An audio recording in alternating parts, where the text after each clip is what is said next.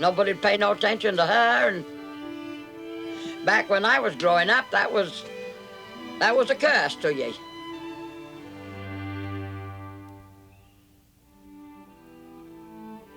Every small town in Maine has its legends, some of them true.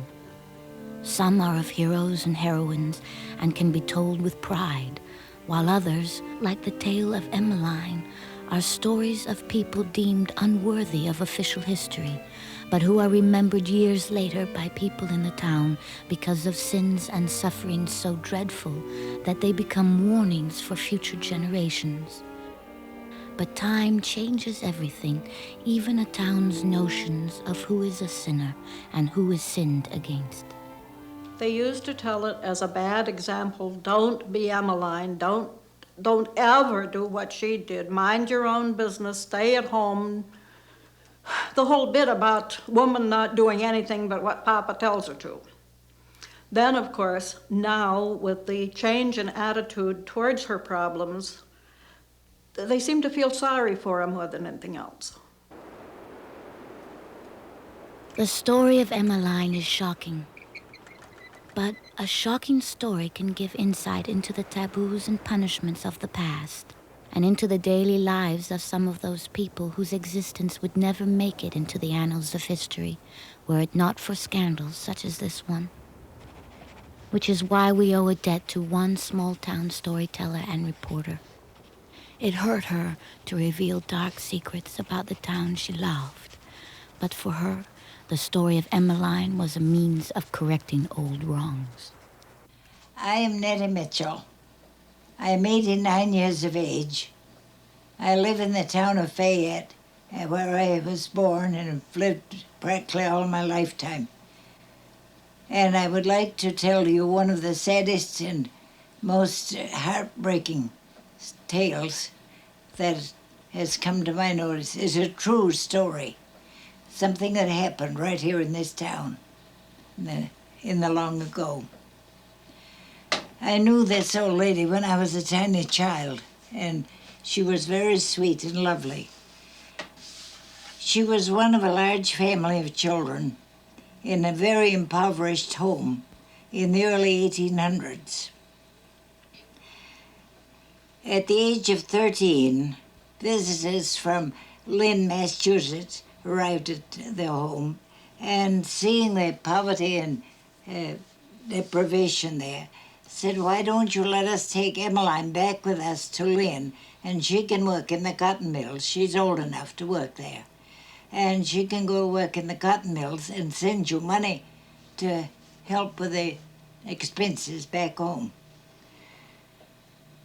They thought it over and decided to let her go, and she went. She was an efficient, hard-working little girl, but she was entirely among strangers in a strange land, very, very different than anything she had ever known before. Among those who were friendly to her, as most of them were not because she was entirely different, was her young boss, a young man. And he became very friendly, and she yielded to him, to his persuasion. And by the time she was 14, she was the mother of his child. She did not dare to let her people back home know what had occurred. The people where she was staying made arrangements to sell her baby to a childless couple nearby them who would pay her expenses and pay for her transportation back home if she would go as soon as she was able. She returned to her home, and she worked very hard in the fields and all, but she didn't join very freely in the social life of the community. As she grew older, her parents and others began to wonder why it was that she shunned all the young gentlemen around. She was a very pretty girl, and they couldn't understand it. In her early 30s, while she was working at home, a young man came to town to build highways. And he was a very personable young chap, and he came to board at their home. Although she was so many years older than he fell desperately in love with her, and she with him. And they decided to marry and have a home of their own. They did, and built a little cottage down by the shore of Mosher Pond. They moved in there and had been married something less than a year when his people from Massachusetts decided to come to visit them. They came down, and to their horror, they discovered that he had married his own mother.